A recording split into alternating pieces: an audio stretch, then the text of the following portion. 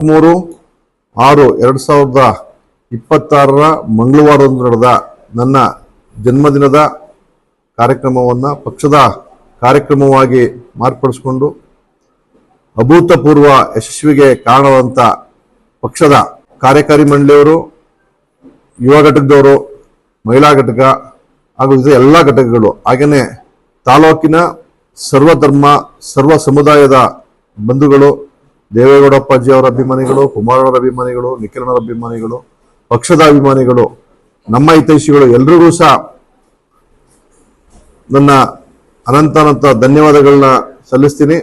ಜೊತೆಗೆ ನಿಮ್ಮ ಪ್ರೀತಿ ವಿಶ್ವಾಸಕ್ಕೆ, ನನ್ನ ಮೇಲೆ ಇಟ್ಟಿರುವಂಥ ಗೌರವಕ್ಕೆ, ಪಕ್ಷದ ಮೇಲೆ ಇಟ್ಟಿರುವಂಥ ಗೌರವಕ್ಕೆ ನಾನು ಯಾವಾಗಲೂ ಸಹ ಚಿರಋಣಿ ಆಗಿರ್ತೀವಿ. ನಿಮ್ಮ ಜೊತೆ ನಾನು ಯಾವಾಗಲೂ ಸಹ ಸದಾ ನಿಮ್ಮ ಜೊತೆ ನನ್ನ ಸಮರ್ಪಕ ಜೀವನವನ್ನ ತಮ್ಮ ಜೊತೆ ಮುಡುಪಾಗಿರ್ತೀನಿ.